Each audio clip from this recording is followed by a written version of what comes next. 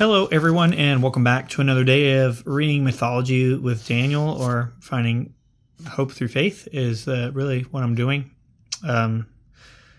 We took a little detour from reading the Bible, but it's good. It's a good detour. So last time we were together, I was reading the story about the Golden Fleece and found that the person, Jason, stabbed the person that helped him. I call her Medea. It's probably not that. Medea, maybe. Anyway. Stabbed her in the back. Completely. Betrayed her. And now she's in exile. And she's pissed. But doesn't want to do anything because she loves this person. Even though she has been betrayed. And I would say that's pretty damn strong will. Just going to say. Because if anybody else, they would have got their revenge, I feel like. Anyway, so we're going to keep reading on. I think we're going to wrap up the Golden Fleece story soon. Yep. And then we're going to get into another one. Thank you for coming to see me. Hope everybody's doing well. We're supposed to be getting some more cold coming in this weekend, so everybody prepare accordingly. But remember, don't panic. Panicking makes things worse. Just take a breath, calm, cool, collected. Don't panic. Doesn't do anybody any good. As I go through and see stuff, we'll talk about it, or I'll stop and talk about it. But let's get to it. So last time I read this poem or whatever, so I'm going to move in past the poem and then go from there. Okay. I'm just going to go. His answer was that he had been saved not by her, but by Aphrodite. So he was saying, like, she was, how could you do this to me? And he was like, but I did it. You didn't do it. It was all me and Aphrodite. So, yeah. Who had made her fall in love with him? Which is true, because Aphrodite made Cupid shoot her with the arrows. And that's not fair to her. And that she owed him a great deal for bringing her to Greece, a civilized country. Also, that he had done very well for her, letting it be known that she had helped the Argonauts, so that the people praised her. If only she could have had some common sense, she would have been glad of his marriage, as such a connection would have been profitable for her and the children too. Her exile was her own fault only. That's pretty brazen, man. This dude right here, I tell you what, whatever else she lacked, Medea had plenty of intelligence. She wasted no words upon him except to refuse his gold. She would take nothing, no help from him. Jason flung away angry from her. Your stubborn pride, he told her. It drives away all those who would be kind, but you will grieve the more for it. For the moment that Medea set herself to be revenged, as she well knew how. Oh, yeah. By death, shall the conflict of life be decided. Life's little day ended. She determined to kill Jason's bride. And then, but she would not think of what else she saw before her. Her death first, she said. She took from a chest the most lovely robe. This she anointed with deadly drugs, and placing it in a casket, she sent her sons with it to the new bride. They must ask her, she told him, to show that she accepted the gift by wearing it at once. The princess received them graciously and agreed, but no sooner had she put it on than a fearful, devouring fire enveloped her. She dropped dead. Her very flesh had melted away. Wow. She was like an innocent, too. I don't think she didn't have nothing to do with this. I guess he's hurting Jason. She's hurting Jason where it means the most, but she doesn't care if she harms innocents. When Medea knew the deed was done, she turned her mind to one still more dreadful. There was no protection for her children, no help for them anywhere. A slave's life might be theirs, nothing more. I will not let them live for strangers to ill use, she thought. To die by another's hands more merciless than mine? No, I who gave them life will give them death. Oh, now no cowardice, no thought how young they are, how dear they are, how when they were first born. Not that. I will forget they are my sons. One moment, one short moment, then forever sorrow. When Jason came full of fury for what she had done to his bride and determined to kill her, the two boys were dead. And Medea on the roof of the house was stepping into a chariot drawn by dragons. They carried her away through the air out of his sight as he cursed her, never himself, for what had come to pass. Wow, that ended very not good. Definitely could have been better. A lot of death in that one. A lot of death for the Golden Fleece. He got too greedy, man. He got too greedy. All he wanted was he wanted what was rightfully his, which is understandable. But then that was it. Once he had a taste of it, that's all he wanted. All right. The next one is 4 Great Adventurers. The Palace of the Sun was a radiant palace. It shone with gold and gleamed with ivory and sparkled with jewels. Everything without and within flashed and glowed and glittered. It was always high noon there. Shadowy twilight never dimmed the brightness. Darkness and night were unknown. Few among mortals could have long endured that unchanging brilliance of light, but few had ever found their way thither. That sounds like it would be a pain in the butt. To dust. Could you imagine cleaning that? It'd be such a pain. You have to hire like a whole army of people to clean your place. Nevertheless, one day a youth, mortal on his mother's side, dared to approach. Often he had to pause and clear his dazzled eyes, but the errand which had brought him was so urgent that his purpose held fast, and he pressed on, up to the palace, through the burnished doors, and into the throne room where surrounded by a blinding, blazing splendor, the sun god sat. There the lad was forced to halt. He could bear no more. I don't understand what is the obsession with things that shine. I don't understand it.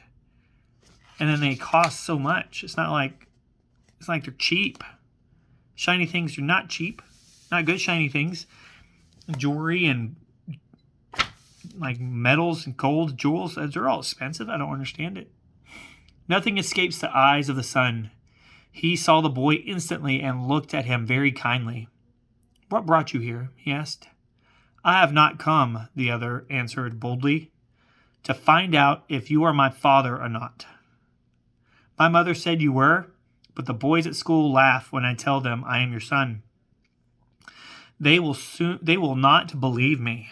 I told my mother, and she said I'd better go and ask you."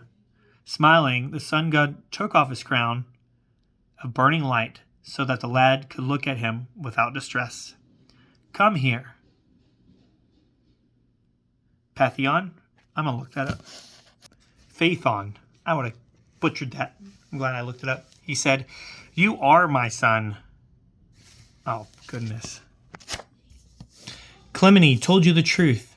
I expect you will not doubt my word too, but I will give you a proof. Ask me anything you want of me, and you shall have it. I call the Styx to be witness to my promise, the river of oath of the gods. No doubt the sun had often watched the sun riding through the heavens, and had told himself, with a feeling, half awe, half excitement, "It is my father up there."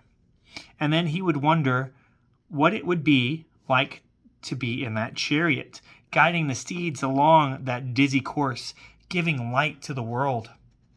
Now at his father's words, this wild dream had become possible. Instantly he cried, "I choose to take your place, Father. That is the only thing I want. just for a day, a single day. Let me have your car to drive. The son realized his own folly. Why had he taken that fatal oath on and bound himself to give in to anything that happened to enter the boy's rash young head? That's a great question. Dear lad, he said, this is the only thing I would have refused you. I know I cannot refuse. I have sworn by the sticks. I must yield if you persist, but I do not believe you will. Listen, while I tell you what this is you want, you are Clementi's son as well as mine. You are immortal, and no mortal could drive my chariot. Indeed, no god except myself can do that. The ruler of the gods cannot. Consider the road. It rises up from the sea so steeply that the horses can hardly climb it. Fresh though they are early in the morning, and mid-heaven, it is so high that even I do not like to look down. Worst of all is the descent, so precipitous that the sea gods waiting to receive me wonder how I can avoid falling headlong. To guide the horses, too, it is a perpetual struggle. Their fiery spirits grow hotter as they climb, and they scarcely suffer my control. What would they do with you? I mean, that's a fair question, I think. Are you fancying that there are all sorts of wonders up there? Cities of the gods full of beautiful things? Nothing of the kind. You will have to pass beasts, fierce beasts of prey, and they are all there that you will see. The bull, the lion, the scorpion, the great crab, each will try to harm you. Be persuaded. Look around you. See all the gods the rich world holds. Choose from them your heart's desire, and it shall be yours.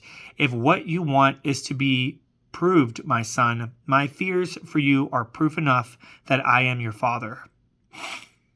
But none of all this wise talk meant anything to the boy. Of course not. He should have watched what he said. A glorious prospect opened before him. He saw himself proudly standing in that wondrous car, his hands triumphantly guiding those steeds which Jove himself could not master. He did not give a thought about the dangers his father detailed.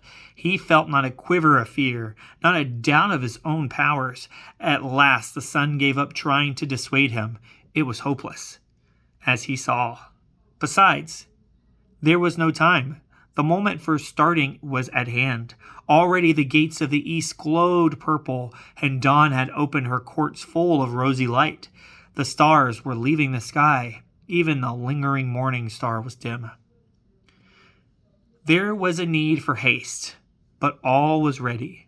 The seasons, the gatekeepers of Olympus, stood waiting to fling the doors wide. The horses had been bridled and yoked to the car, proudly and joyously.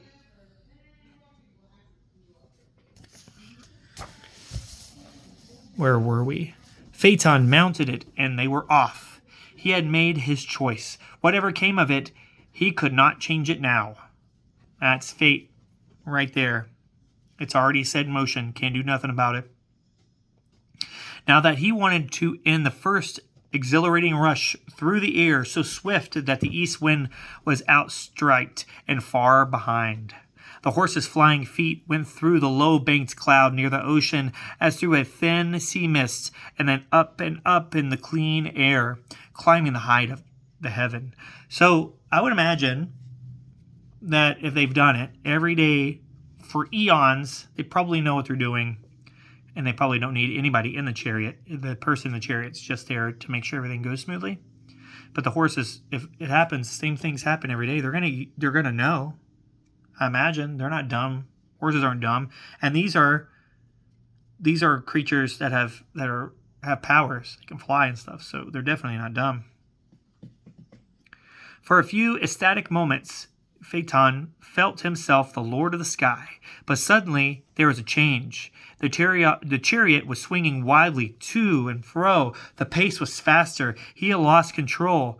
Not he, but the horses were directing the course. Okay? That light weight in the car, those feeble hands clutching the reins, had told them Their own driver was not there. They were the masters then. No one else could command them. They left the road and rushed where they chose, up, down, to the right, to the left. They nearly wrecked the chariot against the scorpion. They brought up short and almost ran into the crab, but this time the poor charioteer was half fainting with terror, and he let the reins fall. Bum, bum, bum. This was the signal for still more mad and reckless running. The horses soared up to the very top of the sky, and then, plunging headlong down, they set the world on fire. The mightiest mountains were the first to burn. Ida and Helicon, where the muses dwell, Parnassus and heaven-piercing Olympus. Down their slopes, the flame ran to the low-lying valleys and the dark forest lands. That's pretty cool, I think. This little picture.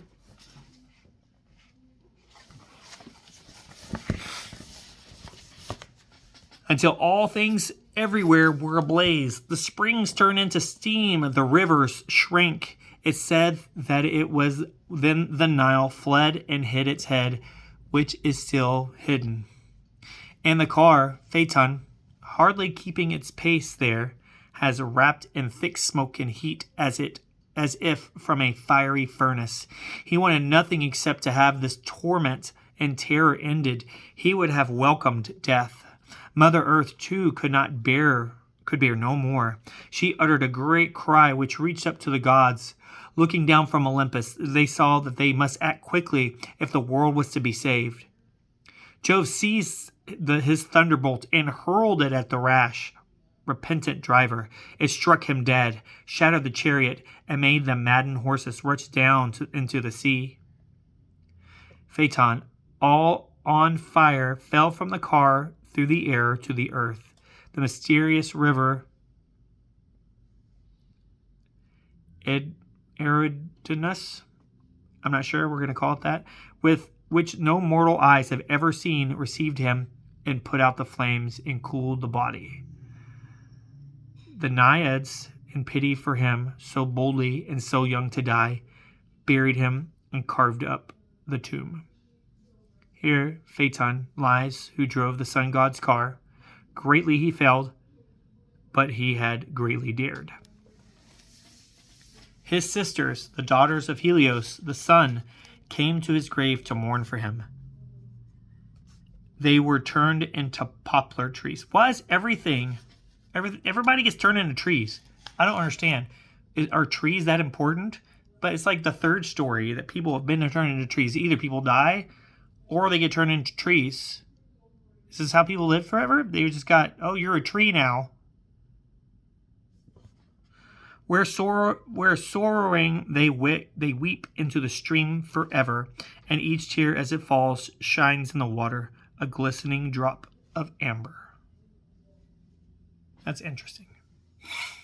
So, I mean, this story is a great story about thinking before you speak and promising stuff that you shouldn't promise. Because especially if it's something like this, like he should have never been in there, and now he lost his son. Now the mother lost her son, he lost his son, and he's probably in a boatload of trouble from the gods because he let a mortal drive his chariot or his car. He could have rode beside him, could have been there, but it was just this boy by himself and something he's never done before. And he should not have promised that his son, he could do this. You know, I mean, it's pretty simple. Don't overextend yourself and don't put people you love in danger, because that's what he did.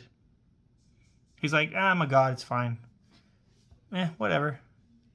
Anyway, moral of the story, think before you speak, maybe. I don't know. Anyway, thanks for coming to see me, guys. I appreciate it, and I will see you guys next time. Hopefully tomorrow or Sunday, whatever. But, yeah, we'll check in then. Have a good day.